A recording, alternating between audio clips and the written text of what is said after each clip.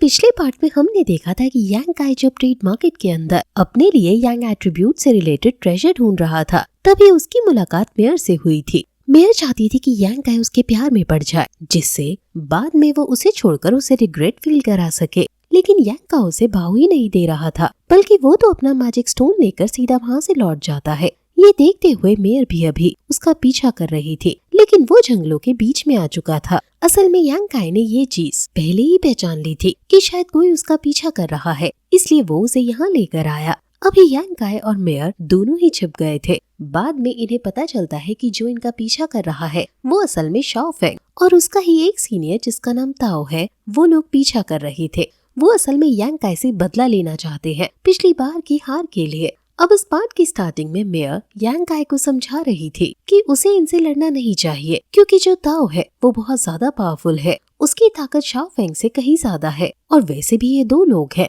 यांग काई इनसे अकेला नहीं लड़ पाएगा। वो कहती है कि तुम यहाँ से भाग जाओ, जब तक मैं इन्हें संभाल लूंगी। यांग काई कहता है कि क्या तुम इन दोनों से लड़ना चाहती हो, जिस पर मेयर कहती है कि नहीं, मैं भी इनसे नहीं लड़ सकती, लेकिन मैं ब्लड बैटल ग्रुप से बिलोंग करती हूँ, ये लोग मुझे मारने की हिम्मत नहीं कर सकते। मैं कोशिश करूंगी कि मैं ज्यादा से ज्यादा समय तक इन्हें यहाँ रोक पाऊँ, जिससे तुम यहाँ से निकल जाओ। लेकिन यांग काई कहता है कि मैं ऐसा नहीं कर सकता, जिस पर मेयर कहने लगती है कि आखिर तुम मेरी बात मान क्यों नहीं रहे। यांग काई बोलता है कि मैं एक लड़की के पीछे नहीं छिप सकता, और वैसे भी अगर मैं तुम्हें यहाँ छोड़कर यहाँ से भाग भी जाऊँ तो ना जाने ये लोग क्या करेंगे। ये सुनते हुए मेयर कहती है कि अगर तुम ऐसा ही चाहते हो तो फिर ठीक है, मैं यहीं खड़े होकर तुम्हारी फाइट देखूंगी। जिसके बाद वो पीछे हट गई थी।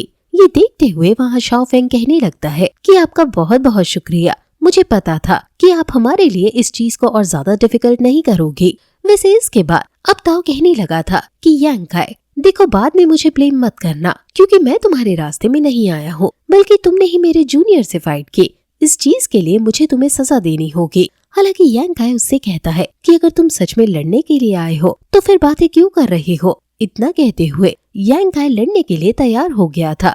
साथ ही ये सुनते हुए वहाँ शाओ फेंग को भी गुस्सा आता है और वो भी अपनी तलवार बाहर निकाल लेता है। हालांकि इस तरफ यांग काई भी तुरंत ही अपनी उंगली में कंसंट्रेट करते हुए यांग लिक्विड को बाहर निकालने की कोशिश कर रहा था, लेकिन ऐसा करते वक्त अचानक ही उसकी चेस्ट में बहुत तेज दर्द होना शुरू हो जाता है। उसे पहले ये चीज समझ नहीं आ रही थी। हालांकि इसका कारण कमजोरी नहीं है, बल्कि इसका कारण है कि बॉडी में कुछ ज्यादा ही यांग एनर्जी हो चुकी है।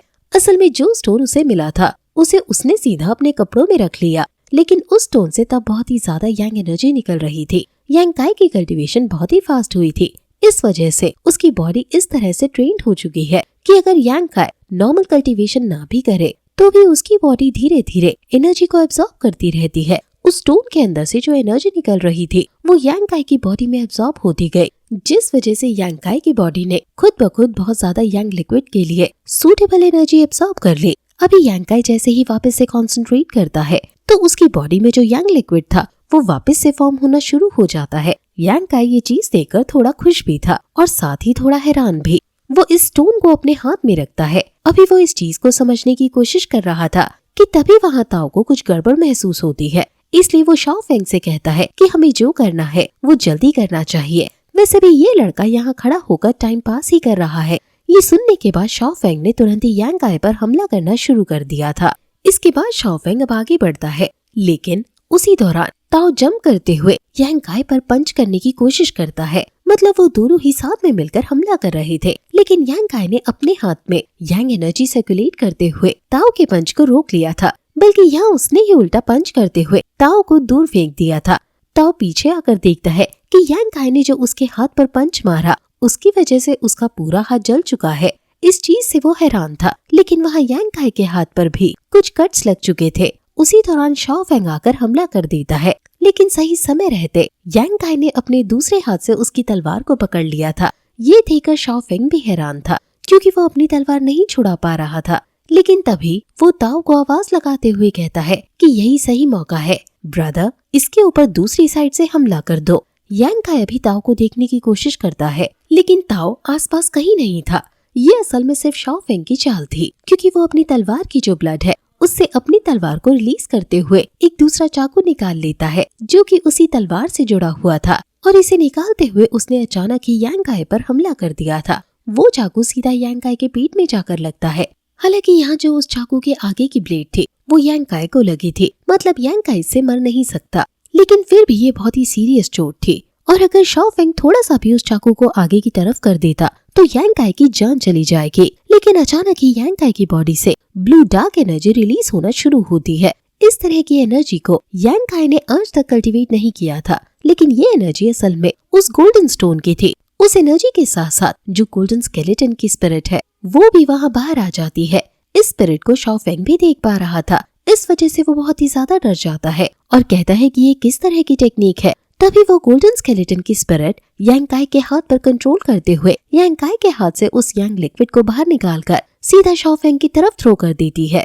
यहाँ जो वो लिक्विड था वो सीधा जाकर शाओ फेंग के सर पर हिट हुआ था, जिस वजह से वो 1 सेकंड के अंदर ही मारा जाता है और वही जमीन पर गिर जाता है। इस चीज को देखकर अभी ताओ, यांग और मेयर तीनों ही बहुत ज्यादा हैरान हो चुके थे। यांग ने ये अटैक खुद होश में रहकर नहीं किया था, वो भी अभी इस चीज से बहुत ज्यादा हैरान होते हुए अपनी जगह पर फ्रीज हो चुका था। लेकिन तभी ताओ यहाँ आगे बढ़ते हुए उस पर हमला करता है। यांग अचानक से उस पर हमला करते हुए देख अपने दोनों हाथ आगे कर लेता है, जिससे दोनों को ही प्रेशर झेलना पड़ता है और दोनों ही पीछे की तरफ हट जाते हैं। हालांकि यांग तो अपने घुटनों के बल आ चुका था, क्योंकि वो अभी यही सोच रहा था कि आखिर मैं किसी को कैसे मार सकता हूँ। इतने में ही ताओ फिर से आगे आकर हमला करने लगता है। तभी मेयर देखते है कि यांग खड़ा होकर उसके हमले को नहीं रोक सकता, इसलिए वो खुद आगे आकर ताओ के हमले को रोकने लगती है। उसने यहाँ पहले हमले को रोककर ताओ को पीछे हटा दिया था। ताओ उससे कहता है कि तुम मेरे बीच में मत पड़ना, वरना आज यांग के साथ साथ तुम भी मारी जाओगी। इस पर मेयर कहती है कि तुम ऐसा नहीं कर सकते और बाद में वो यांग से पूछने लगती है कि वो ठीक तो है। हालांकि यांग अभी उसकी बात का कोई जवाब नहीं दे रहा था, क्योंकि वो खुद बहुत ज्यादा कंफ्यूज था। वो कह रहा था कि मेरा कंट्रोल मेरी बॉडी पर नहीं था, मैंने शाओ फेंग को नहीं मारा, लेकिन अचानक ही उसके सर में बहुत ही तेज दर्द होना शुरू हो जाता है और वो सीधा अपने स्पिरिचुअल स्पेस में आ जाता है। यहाँ अभी उसे एक डार्क ऑरा दिखाई दे रहा था। यांग पूछता है कि आखिर तुम कौन हो, जिसके बाद वो डार्क ऑरा तुरंत ही गोल्डन स्केलेटन के स्पिरिट में कन्वर्ट हो जाता है। यांग उसे देखकर उस पर गुस्सा करते हुए कहता है कि तो वो तुम ही थे जिसने शाओ फेंग को मारा। इस पर गोल्डन स्केलेटन कहने लगता है कि हाँ, वो मैं ही था, लेकिन अगर मैं उसे नहीं मारता तो वो लड़का तुम्हें मार देता। वो बचकानी ट्रिक्स में तुम्हें फंसाने की कोशिश कर रहा था। यांग कहता है कि मैं किसी को नहीं मार सकता और न ही मैं किसी को मारना चाहता हूँ, तुमने गलत किया। लेकिन गोल्डन स्केलेटन कहता है कि मैंने कुछ गलत नहीं किया, तुम किसी को मारना नहीं चाहते, लेकिन तुम खुद भी तो मरना नहीं चाहते। और अगर मुझे 2 ऑप्शन दिए जाए, खुद की जान बचाने के या सामने वाले की, तो मैं खुद की ही जान बचाऊंगा और यही मैंने तुम्हारे लिए किया।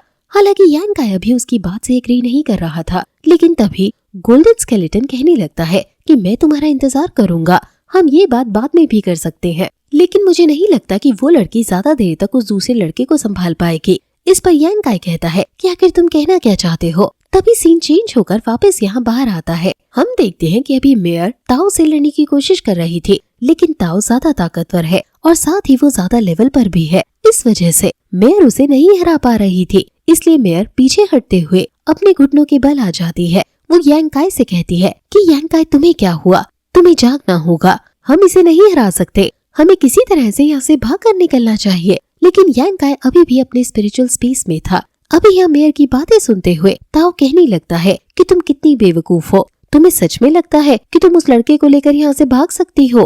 अगर तुम यहाँ से चली जाओ तो तुम अपनी जान बचा लोगी, मुझे बस इस लड़के को खत्म करना है। ये सुनकर मेयर कहने लगती है कि मैं जानती हूँ कि अगर मैं यहाँ से जाने की कोशिश भी करूँ तो यांग को मारने के बाद तुम मुझे भी खत्म कर दोगे। इस पर ताओ कहता है कि नहीं, मैं आपको नहीं मारूंगा, आपको तो यांग मारेगा।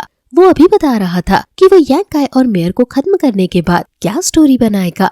वो कहता है कि मैं ब्लड बैटल ग्रुप के लीडर से कहूंगा कि यांग ने आपको मार दिया और ये चीज देखकर मेरे भाई शाओ फेंग ने यांग पर हमला किया, लेकिन यांग ने उसे भी खत्म कर दिया, जिस वजह से मुझे बीच में आना पड़ा और फिर मैंने यांग को रोका और यांग की जान चली गई। इस चीज से ब्लड बैटल ग्रुप के लीडर और लिंग ज़ियाओ पवेलियन के बीच फाइट हो जाएगी और इससे सबसे ज्यादा फायदा मेरे फेंग युटार को ही होगा। इस चीज से अभी मेयर को बहुत ज्यादा गुस्सा आ रहा था। वो तुरंत ही खड़ी हो जाती है, लेकिन इतने में ही ताओ उस पर हमला कर देता है। वो अभी पंच कर रहा था, जिसे रोकने के लिए मेयर अपना हाथ आगे करती है। हालांकि मेयर खुद से तो इस हमले को नहीं रोक पाती, लेकिन अचानक ही मेयर की बॉडी पर एक पर्पल ऑरा सर्कुलेट होना शुरू हो जाता है, जिसने ताओ के हमले को रोकने के साथ साथ ताओ को यहाँ पीछे की तरफ हटा दिया था।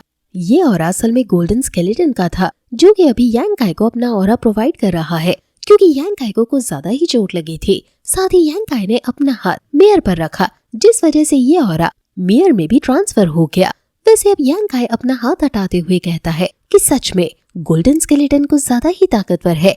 मैंने उसकी बस थोड़ी सी एनर्जी बोरो की और मुझे अपनी बॉडी में इतनी ज्यादा पावर महसूस हो रही है। हालांकि इतने में ही वहाँ ताओ हमला कर देता है। अभी यांग काई ने उसे हमला करते हुए देख लिया था, इसलिए वो पहले मुक्का मारकर सीधा ताओ को हवा में उड़ा देता है और फिर हवा में आकर दूसरा मुक्का मारते हुए सीधा उसे एक पेड़ की तरफ फेंक देता है। अभी ताओ सीधा जाकर उस पेड़ से टकराया था और जमीन पर गिर पड़ा था। वो अभी कह रहा था कि आखिर ये लड़का इतना ज्यादा ताकतवर कैसे हो गया, लेकिन इतने में ही यांग काई उसके सामने आ जाता है। यांग काई की पूरी बॉडी से बहुत ज्यादा एनर्जी निकल रही थी, जिस वजह से ताओ डरते हुए यांग काई से माफी मांगने लगता है और कहता है कि मुझे माफ कर दो, मैं यहाँ से चला जाऊंगा और आज के बाद तुम्हें तुम्हारे सामने कभी नहीं आऊंगा। यांग काई भी किसी को मारना नहीं चाहता, इसलिए वो कहता है कि ठीक है, तो मैं तुम्हें माफ करता हूँ। और इतना कहकर यांग काई वहाँ से वापस लौटने लगा था। हालांकि उसने लौटते वक्त अपनी एनर्जी को भी रोक दिया था, जो चीज यहाँ ताओ भी महसूस कर लेता है और तुरंत ही वहीं पास ही पड़ी हुई उस टूटी हुई ब्लेड को उठाता है, जिससे शाओफेंग ने यांग काई पर हमला किया था। वो उस टूटे हुए चाकू को लेकर तुरंत ही यांग काई की तरफ भागता है। ये चीज वहाँ मेयर ने नोटिस कर ली थी। वो यांग काई से ये चीज कह पाती इसके पहले ही ताओ उसके नजदीक आ चुका था। हालांकि जैसे ही वो चिल्लाती है तो यांग काई पीछे पलटता है, लेकिन इतने में ही ताओ सीधा उसके पेट में उस चाकू को घुसा देता है। यांग काई ने तुरंत वो चाकू पकड़ लिया था, लेकिन तभी ताओ और ज्यादा ताकत लगाते हुए चाकू को अंदर घुसा देता है। अभी ताओ को लगा था कि शायद यांग काई इतने में मारा जाएगा, लेकिन अचानक ही यांग काई के हाथ से वो डार्क ब्लू ऑरा वापस बाहर निकलने लगता है और साथ ही वो गोल्डन स्केलेटन की स्पिरिट भी वापस बाहर आ जाती है। अभी गोल्डन स्केलेटन कह रहा था कि तुम जैसे लोग कभी नहीं सुधर सकते। इतना कहते हुए गोल्डन स्केलेटन ने अपनी एनर्जी रिलीज कर दी थी, जिस कारण से ताओ वहाँ से थोड़ा पीछे हट चुका था। ताओ समझ गया था कि अब यांग काई उस पर भी हमला कर सकता है और शायद यांग काई उसे खत्म भी कर देगा। इसलिए ताओ सही मौका पाते हुए उस चाकू को वापस बाहर खींचकर यहाँ मेयर को पकड़ लेता है, जिससे वो यांग काई को ब्लैकमेल करते हुए बच पाए। लेकिन यांग काई खुद के कंट्रोल में था ही नहीं। अभी सारा कंट्रोल गोल्डन स्केलेटन के पास था। गोल्डन स्केलेटन फिर से अपनी सारी एनर्जी को रिलीज करता है।